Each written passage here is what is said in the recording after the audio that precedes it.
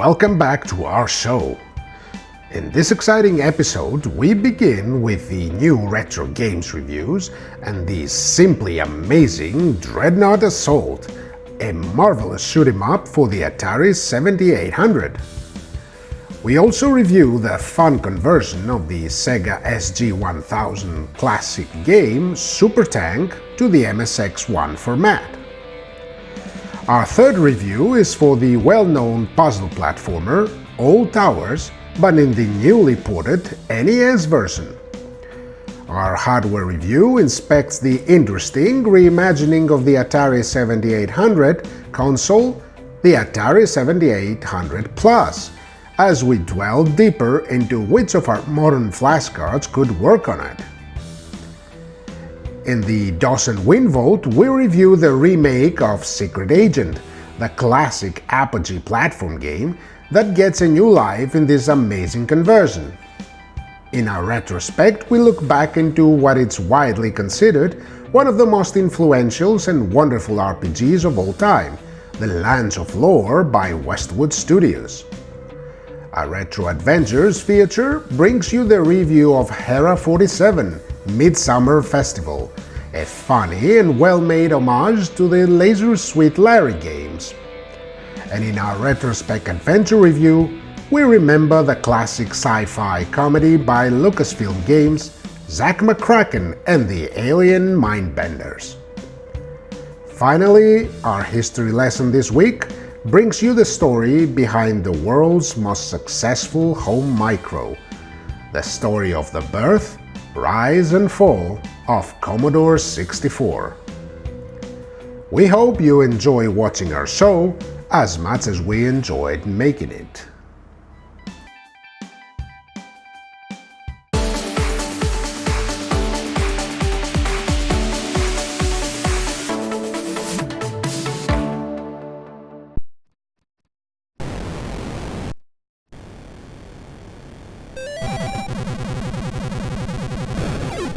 Welcome to another new Retro Games review segment, and we begin with the incredible Dreadnought Assault for Atari 7800 by Kiwi Love and Playsoft.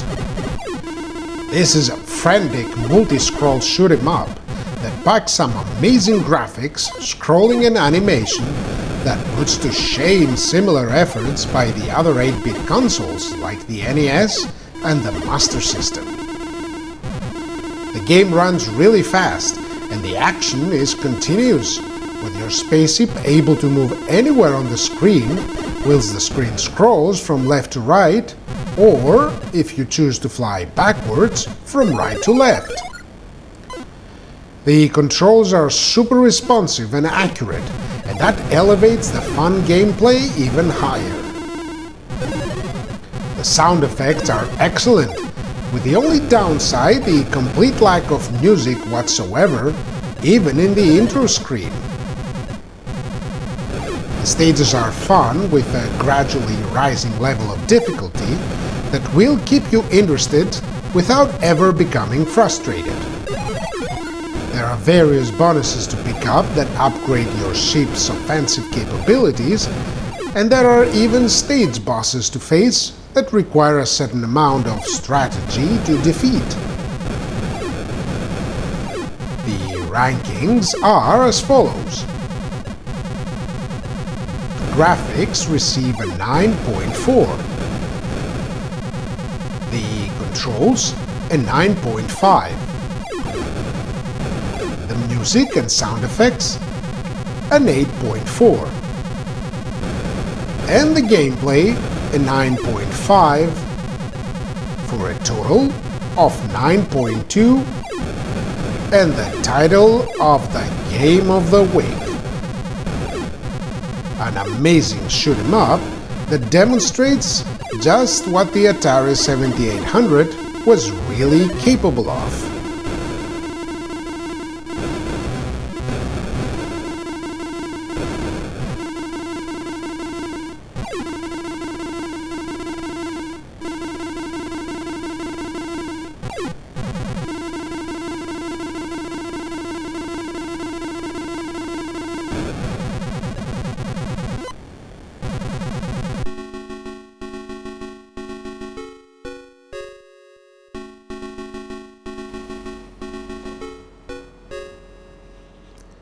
Our second review is for the Super Tank game for the MSX1 computers by Mastro Piero. This is a port of the classic Sega SG-1000 action game, and it is a faithful one. The game has you controlling a tank trying to blast your way through waves of enemies, various bunkers, cannons, and other hazards. It is a simple shooter, but a very challenging one. The graphics of the game are very nice and faithfully transferred from the original SG-1000 format. The animation is very good and well made. There is a very nice in-game tune that accompanies you on your adventures on the battlefield, and a nice variety of sound effects. Where the game hurts is the controls area. This has nothing to do with the excellent job done by Mastro Piero, but rather the core gameplay of the original game itself. The game uses some stiff control method, I suppose in an effort to simulate the actual tongue stiffness, to move, that results in more deaths by controls than it should, resulting sometimes in frustration. The gameplay itself is fun, even if it is a bit repetitive. The rankings of the game are: Graphics 8.9, Controls 6.5, Music and sound effects 9, and Gameplay 8.4, for a total of 8.2. If we had to sum up the game, we would say that it is a perfect port of a problematic but fun game.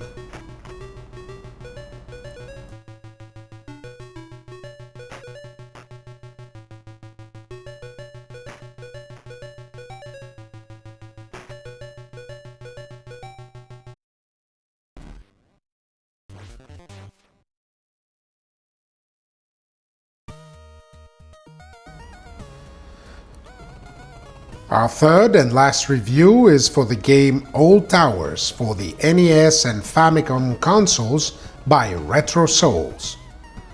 We have seen this game before, specifically for the ZX Spectrum line of computer, amongst others, but this is a very upgraded version of it. The graphics are completely redesigned with a great intro, vivid colors, and great animation that makes it look like a brand new game. The screen scrolls smoothly and the game runs in a lightning-fast speed.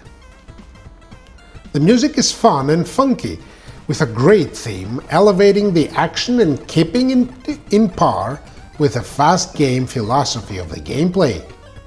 Sound effects are simple but well made.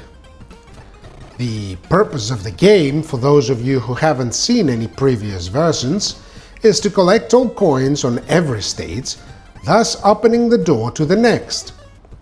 But in order to do so, you must move your character by avoiding all hazards, lest you lose a life.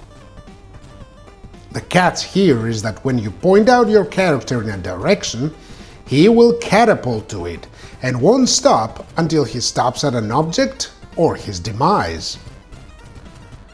It is a simple but fun and smart premise that keeps the gameplay fast and requires quick thinking. The controls are very responsive and the collision detection spot on, with no unfair deaths waiting for you. The rankings are: Graphics receive a 9.3, the controls a 9.2, the music and sound effects a 9,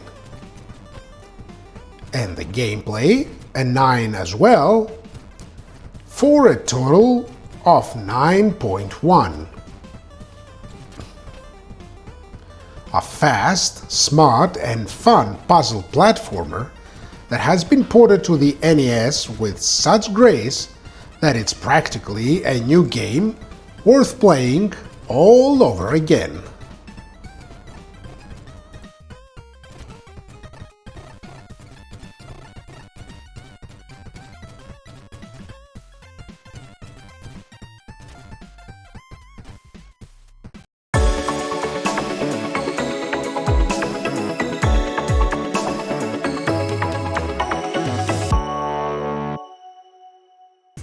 Welcome to this week's hardware review. Now this is long overdue, but I wanted to settle a few things about the details of the console and have a few hardware pieces other available before I start testing it. So this is the hardware review for the Atari 7800 Plus. We're not going just to inspect the console itself, we're gonna go beyond that and see how compatible it actually is with the 2600 original cartridges, the 2600 flash cartridges, and of course its own enhanced cartridges. We're gonna proceed with the unboxing, and after we see how it plays, if it's worth it, when we'll get to our conclusions, and we'll sum it up. Let's go! Alright, and here we go. Booting up the Atari 7800. Now you will notice that it takes a little while to load a game, even though it loads from cartridges. Now I believe this is because the situation in the hardware is partial emulation, partial actual hardware implementation. So there's some flashing going on there. And here we go.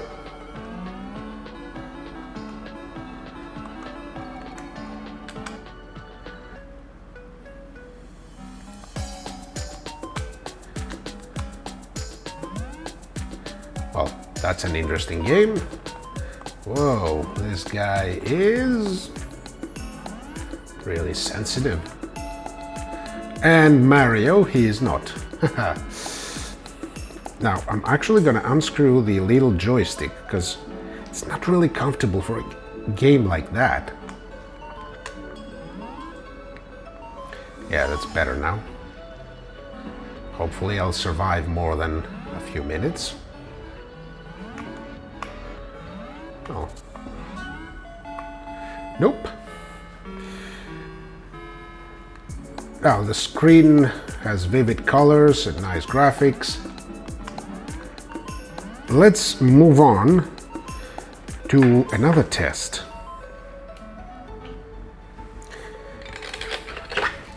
Now I am going to use a 2600 cartridge and see how it responds to that.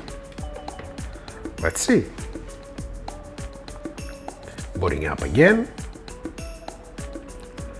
Now there should be no flash process here.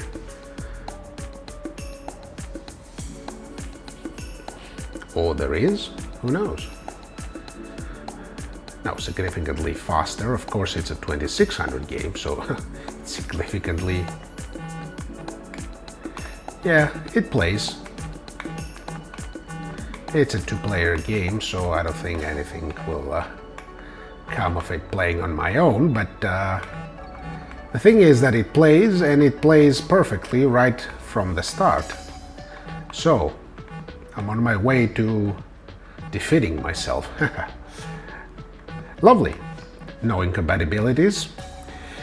Let's try out something a little bit more complicated now by inserting the Uno card for the 2600. This is a flash card. Let's see how it's going to react to this one. Because this is flashing on flashing. This is going to be really interesting if it runs.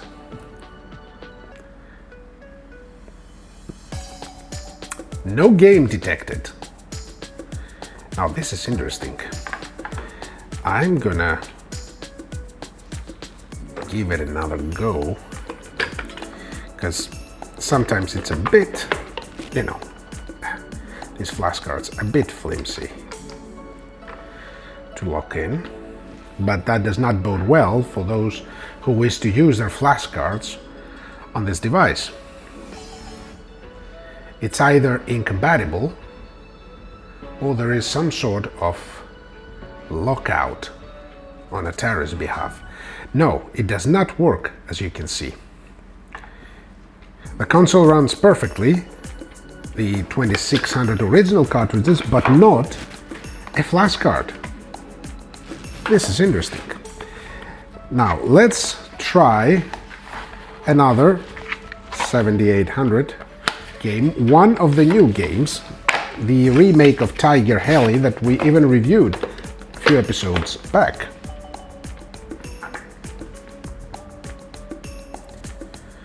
Now this is a new Atari game.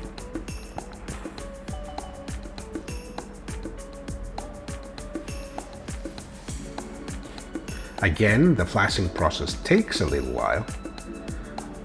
It's funny that it doesn't accept the functionality of a flash card, whilst at the same time it's pretty obvious to me that it's a huge flash card on its own. It just accepts the ROMs from the cartridges. Now, if you can see it here, there is a little cropping on the screen, on the upper side, on the upper border. I found no way to correct this, no matter what kind of settings I had. So take that into mind.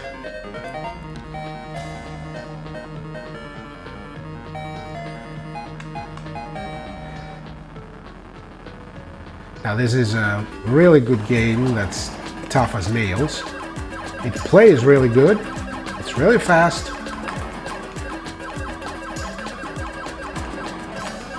Again, there is a little, I don't know if you notice, a little noise sometimes when there are explosions.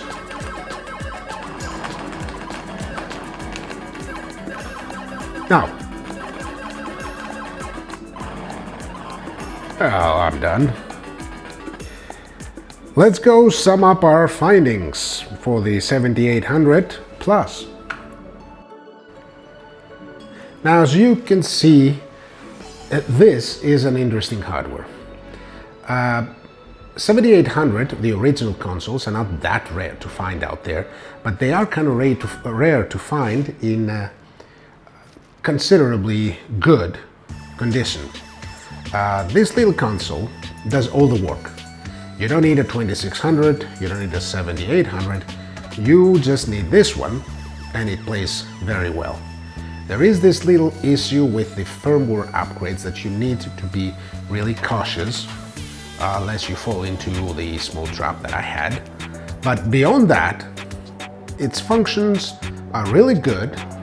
It does have this little bit of thing on some games that it crops the screen from above, just a little bit, nothing too tragic, but it is an issue. It might be fixed in future updates. It works fast, it's compatible. I do believe that if you're going to invest to just one new retro console for the Atari range of 8-bit machines, 8-bit video game consoles, it is a good suggestion, and Atari now has bundles with lots of games on well, I consider it a good offering, but that's for you to judge. All in all, I would rate this console at around 8 out of 10. It's solid build, it's well made, the controller is really interesting, it's not too shabby, and you can use it on other systems as well. I believe it's a good suggestion, and I would recommend it. Unless you go for the real feeling, then you should continue your search for the original consoles. But this is worth it. It's really worth it. It's not expensive, and it's well made. See you next week.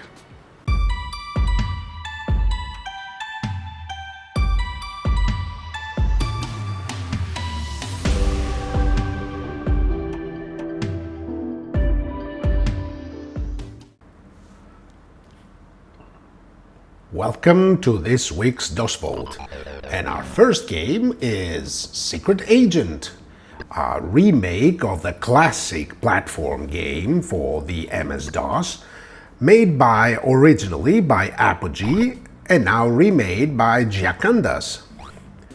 Now in this you are a secret agent, obviously, trying to navigate various enemy bases, disable the security systems, find and uncover various secrets and bonuses, arm yourself to face the dangers. Now this is a simple platform game in premise, but the variety in the gameplay makes it much more interesting than your standard fare. There are puzzles to solve in the form of the room itself, where you must choose your course carefully. You must pick up objects sometimes that will help you disable lasers and traps. Your ammo is limited and some of your enemies need more than one bullet in order to be eliminated, whilst others simply are bulletproof. There are various traps that are motion sensor triggered, and you must be really careful. The game does give you 3 hearts to begin with, which are actually the form of energy bar that the game has, but there are some traps or some enemies that will kill you instantly. Now the controls are excellent. They have been remade, and since the game now in its modern reimagining is using the Unity engine, they have been refined to be more precise and responsive than ever. The graphics are really colorful and the animation is great. Of course, all the characters, including yours, are in a what we would call westernized chibi form. They're small and cute. Now, the color palette that was chosen for this game from Apogee and retained by Giacandas is excellent, and each stage has a different theme and a different look, keeping the gameplay always fresh. You get to choose which chapter of the missions you are going to tackle in any order you wish, but keep in mind that some levels are far more difficult than the others, requiring you to be familiar with the gameplay already. Now, the rankings of the game are as follows. The graphics receive a 9.1. The controls a 9.1 as well. The music and sound effects an 8.9. And the gameplay a 9, for a total of 9. Secret Spy was a fun game in its first iteration by Apogee Software, and this reimagining only brings quality of life and improvements that I am sure you will all enjoy. This is a fun game that you cannot afford to miss.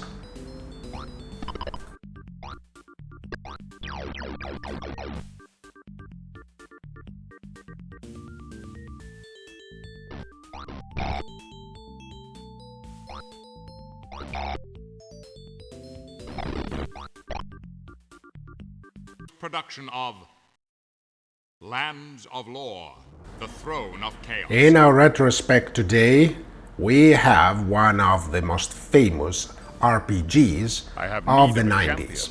Who among you This is Lands of Lore, the Throne of Chaos, developed by Westwood Studios and published by Virgin Games. Let's not have any fooling around here. Strong is This strong. was Westwood Studios' Settle your first affairs and attend me in the foray throne room for into the instructions. RPG genre after the split they had from SSI. For those of you who don't know, the Westwood programmers were initially part of the SSI group, but creative differences concerning mostly the Eye of the Beholder 3 game have resulted in this group splitting up and forming the legendary but defunct now Westwood Studios. Now, in this game, you choose your hero and you try to stop the evil plans of the evil witch Scotia, an old witch that has acquired a ring called the Nethermass, which allows her to transform into anyone or anything. On top of that, she managed to steal the only powerful artifact that could see through her deception, the Ruby of Truth. Our hero has his hands full trying to stop Scotia from taking over the kingdom. It's a classic Dungeons and Dragons style story, but the characters, the animated sequences, and the excellent art direction of the game makes it much more fun than it sounds. At its time, Lands of Lore was considered as a masterpiece and one of the best, and that is considered even today, RPGs of those days. Now the game's graphics are wonderfully created in the high standard of Westwood Studios, with excellent animation as always. The Retrospect review here is based on the CD-ROM version that went into circulation a little later than the floppy disk. It's greatly suggested that you play this version, as it has the voice talents of great actors such as Patrick Stewart that give a different level of atmosphere to an already epic game. The controls are simple and they are based in the Eye of the Beholder style, although there are many quality of life improvements that Westwood made. Most prominent of these was the mapping system. Back in those days, you see, most RPGs did not include an automap system, and you had to use little blocks of paper to create your own maps. Now, moving can be done with the mouse or the numeric keypad, and it's really simple. The battle is also simple. All you have to do is push the fight buttons, simply symbolized by the weapon you're carrying, or the spell, which is also automated based on the spells that your character has acquired throughout his adventures. You can easily heal your characters, or use various other objects, like stones, that can be put down or thrown away. What a beautiful young woman be doing on a road like this. The music and the speech of the game is of an extremely high level, and you can feel the professional work behind them. The gameplay is addictive, if a little bit repetitive, but that is the way these games were played back in those days. That does not take away from the quality of the story and the gameplay, though. The game was recently re-released on GOG.com for those of you who wish to buy it in a new and updated version.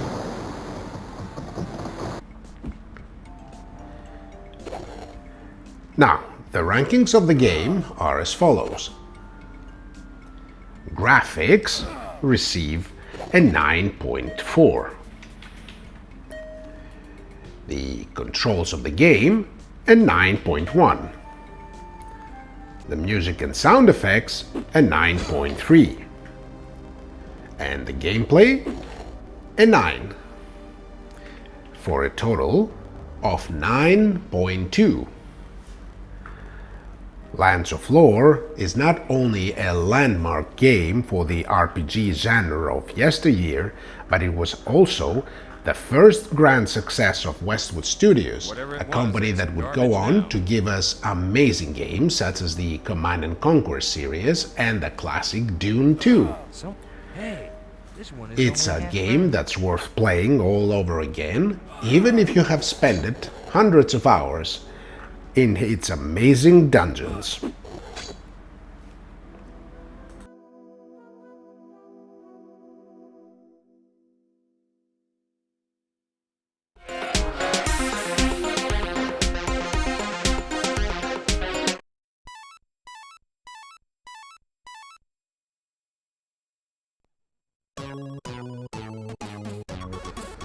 Welcome to this week's Retro Adventure Reviews, and we begin with Herra 47, Midsummer Festival, an amazing Laser-Sweet Larry homage game for the Commodore 64 by Vector 5 Games.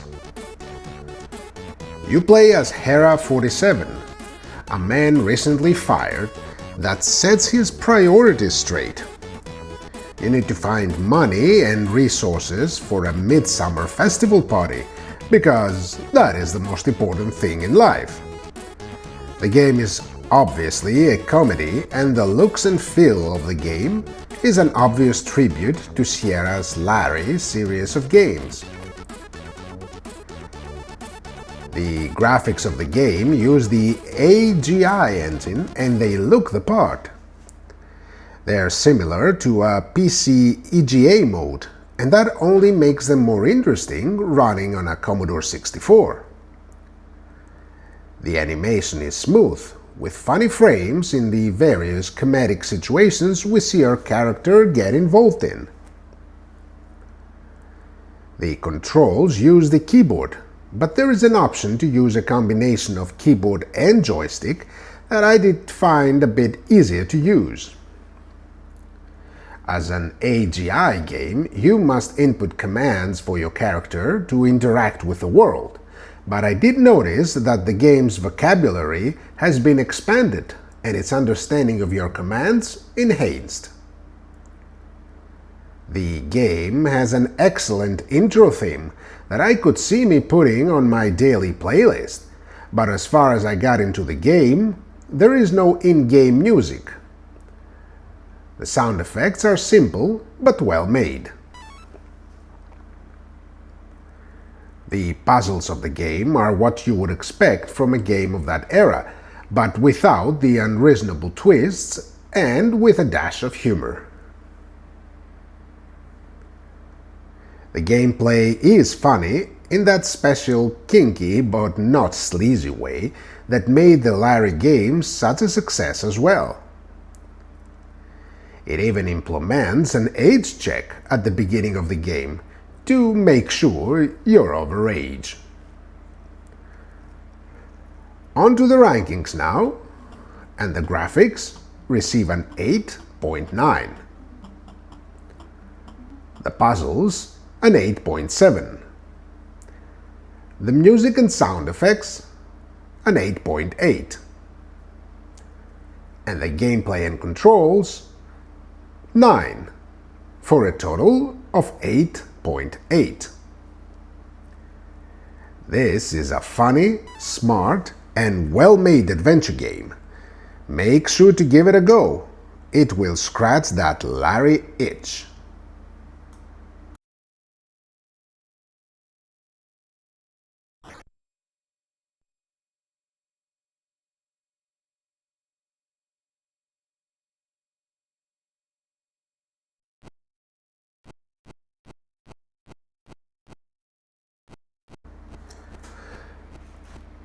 Our retrospect review presents a game often overlooked in favor of its older sibling, the Maniac Mansion.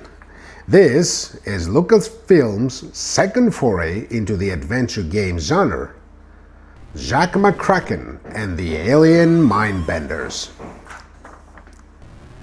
The game is a sci-fi humorous adventure that has you as Zack, a reporter working for a tabloid newspaper, along with your friends, trying to prevent the evil alien race Caponians from turning the world's population into idiots with the use of a mind-bending machine. The game uses the Scum engine in its first iteration, and it works just as well as it did in the Maniac Mansion game.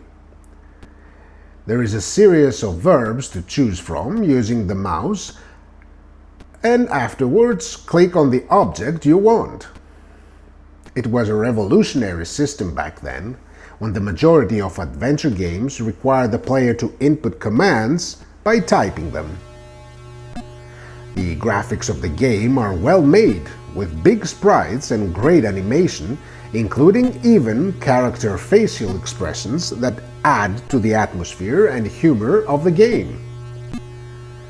The game has funny and well-made sound effects, and occasionally some very good music tunes, especially in the original Commodore 64 version. The puzzles are a bit weird sometimes and demand a little creative and out-of-the-box thinking, but there are plenty of guides nowadays to help you out should you get stuck. The story is funny and will take your characters to many different locations, including Mars, to prevent the aliens from taking over Earth. The rankings are: Graphics 9, Puzzles 8.2, Music and Sound Effects 9.1, and Gameplay and Controls 9, for a total of 8.8. Zack McKracken may not have been a masterpiece like Maniac Mansion before it, but it remains a well-made, funny, and fun adventure game to revisit.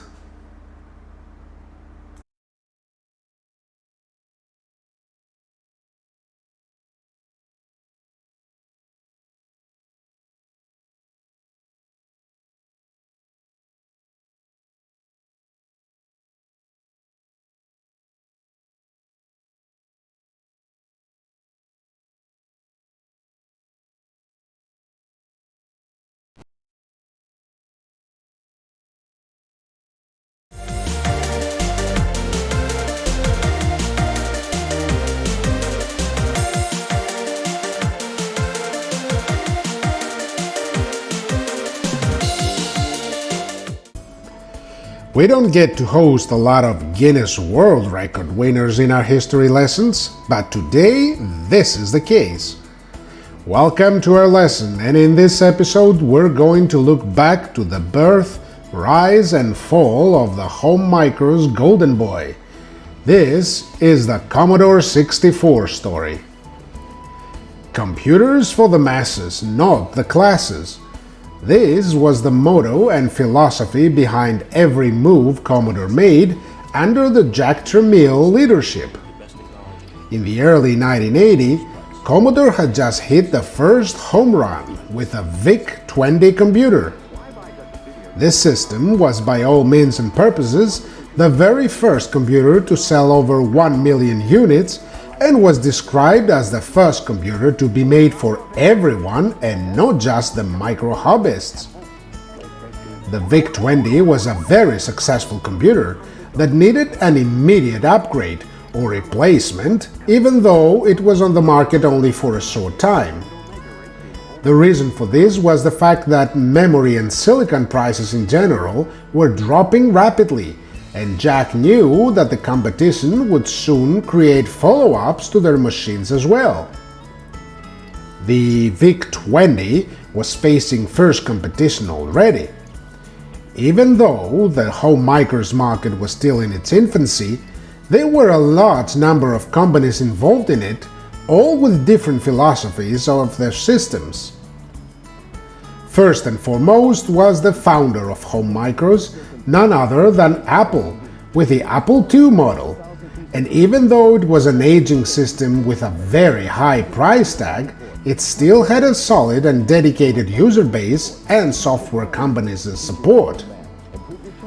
Then there was the Big Blue themselves, IBM, that had already established themselves as professional experts, but with obvious intent to penetrate the rising in popularity market of the home micros. Atari was the next popular company that had managed to pass to public conscience as the fun company, what with the success of Atari VCS, and the birth alongside it of the video games industry. But the Atari 400 and 800 computer micros, even though considerably more powerful than the other offers, were still on the high-end price range. Tandy was the next opponent to look out for, and even though their system was not the most powerful or the most quality product, they did have the power of their Radio Shack chain of stores that allowed them to distribute everything with ease and without the need to rely on a third party to get their systems to the customers. Finally, the enemy with the biggest advantage of them all, Texas Instruments. Having introduced the TI-99/4 and TI-99/4A systems in 1979 and 1981, Texas Instruments was, and still is, a semiconductor manufacturer themselves, thus having immediate access to a variety of chipsets of their own design, and the advantage of lower costs because of that. Commodore needed an ace, and they needed it fast. That explains the strategic buyout of the MOS technology company a few years earlier. MOS had introduced a new versatile CPU named 6502 in a variety of models, and it has been already embraced by many manufacturers like Atari for their 8-bit line of computers, and even Apple II was powered by it. But Commodore had the home advantage. Thus, after having used the 6502 on the VIC-20 system, Commodore asked for a modified version of the chipset that would be exclusive to the new system, and so the MOS 6510 CPU was born. This was combined with a new sound chip designed by engineer Bob Yanis, and it was the most advanced chipset of its kind at the time. Named MOS 6581/8580 or SID, that stands for Sound Interface Device, it was one of the intended aces up Commodore's sleeve that would set the new system apart from the competition. It gave rise to the demo scene that are active and producing amazing demos even to this day. Also, many of the amazing game tunes played by SID back in the day can be heard in various video game themed concerts nowadays, showing off the impact SID had on computer history. The other ace was the huge, for those days, amount of RAM pre-installed on the computer. 64 kilobytes of RAM. That last characteristic gave the new system its name, turning the prototype VIC-40 into the now famous Commodore 64. The graphics of the system were something to talk about as well. The VIC-2 graphics chipset came with 8 hardware sprites per scan line, scrolling and 2 bitmap graphic mode, and resolutions up to 320 by 200 with 16 colors on screen.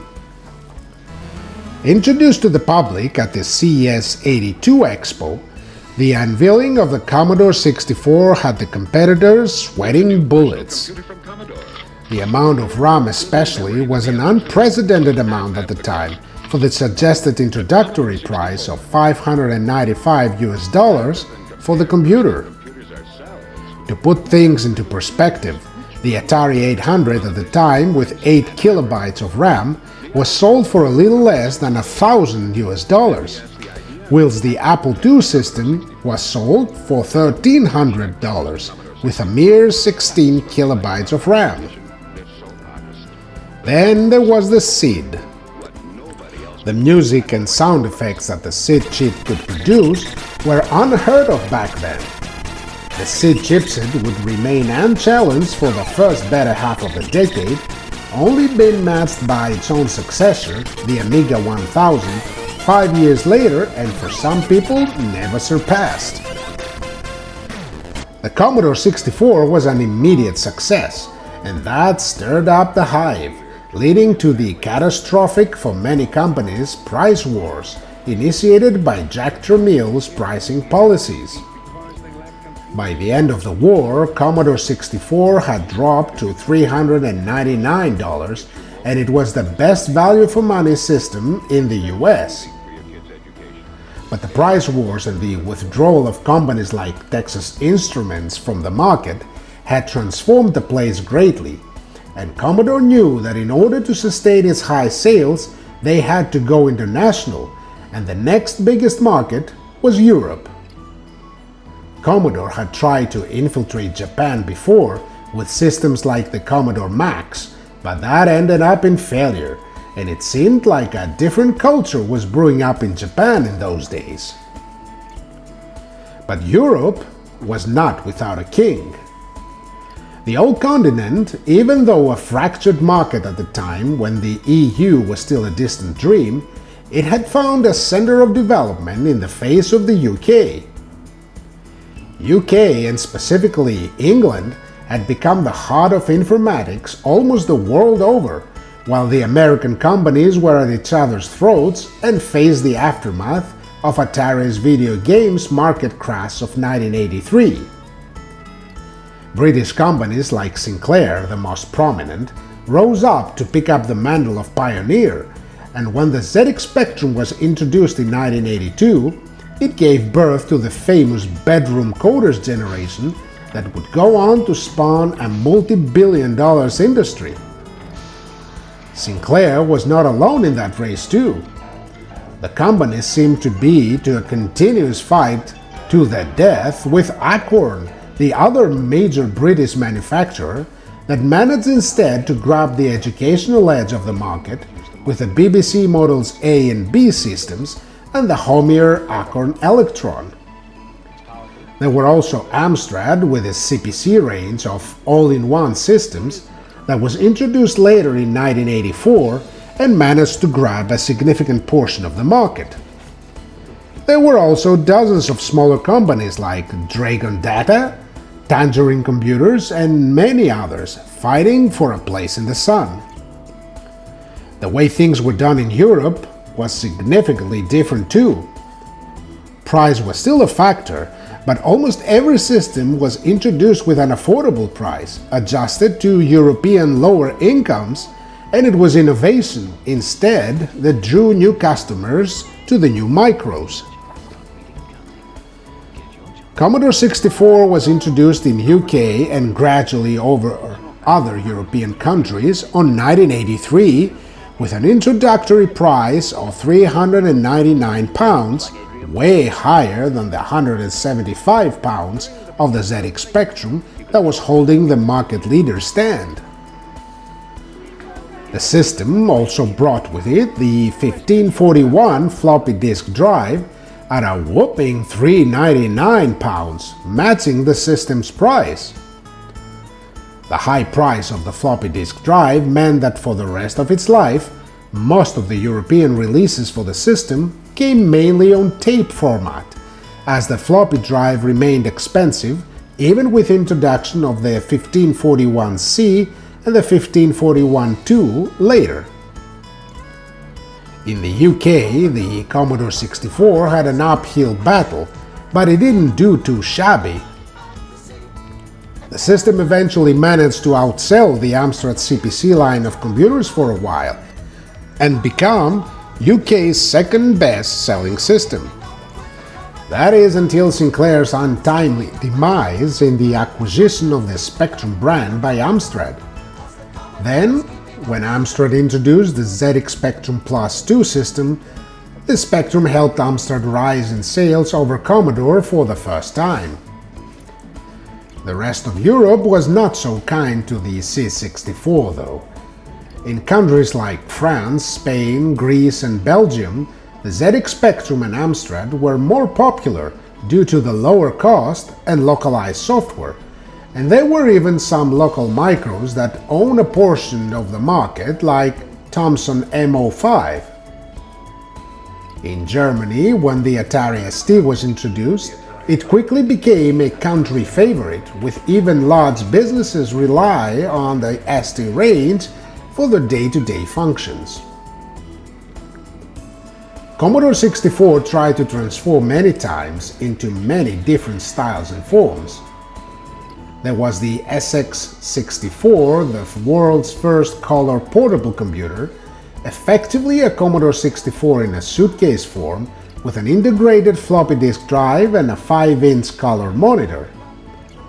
The high price at the time, though, at $995 an equivalent of $3,150 today, and the very heavy weight prevented them from becoming a sales hit. The Commodore 64 GS console was another attempt to keep the format relevant and try to grab the European console market before Nintendo turned its sights on it, but that also failed to get any attention as the 8-bit format was already in decline worldwide, and besides that, the console was just a repackaged C64 without a keyboard. By 1985, the scenery on the market was completely different. Jack had left Commodore in a storm of events and had purchased and reinvigorated the failing Atari Computers division. Atari under Jack had introduced the world to the 16-bit Atari ST computer system that effectively initiated the 16-bit era. Commodore was already working with Amiga Systems, former Toro, on their own 16-bit computer to be introduced to the market next year. But until that, to keep the Commodore brand alive, the company introduced two new systems on the 8-bit range. On mid-1985, it introduced the Commodore 128, a system that was by all means and purposes a beefed-up Commodore 64 with 128K of RAM, a slightly faster CPU, the MOS 8502, accompanied by a second auxiliary CPU, the Z80A by Zilog, minor audio improvements, and a couple of new professional video modes. The second system was introduced early 1986, and it was the Commodore 64C, a redesigned both in and out model of the original Commodore 64. The C64C had a smaller, sleeker case, a new, fewer chipset design philosophy, opening up more space on the mainboard, allowing things like a disk drive booster chip and lower temperatures to be realized. The new SID implementation was not so warmly received though, as the SID chipset found in the Commodore 64C, even though it was pretty much the same chipset, some sounds were now a bit muted, and the overall feeling was that it was a bit weaker in volume. But with the introduction of the Amiga line of computers later in 1986, the days of the 8-bit systems were numbered. The system did remain relevant for quite a few years more though, as was the ZX Spectrum with the Plus 2 and Plus 3 models and the Amstrad CPC line, but they became the budget choice of the market after the 1989 success of the Amiga 500.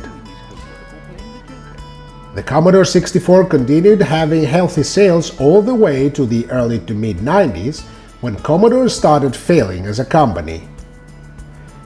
With the Commodore Corporation bankruptcy in May 1994, Commodore 64 was finally put to rest. On the early 2000s, the system was inducted into the Guinness World Record Book as the best-selling desktop computer of all time, with an estimated number of sales close to 17 million units. Granted, most of this was achieved in the US market, as the Commodore 64 never managed to dethrone the ZX Spectrum in Europe, it's still an amazing feat, and the only system to hold that honor in the home micro's history. The Commodore 64 was an amazing system that for many was the computer that introduced them to the magic world of informatics and the computer games. With its multicolored graphics and the amazing SID sound chipset, it lives on today with weekly new retro games published and of course one of the best demo scenes out there. It may have been the most expensive 8-bit micro of the bunch, but it was still the first computer that was truly for the masses, not the classes.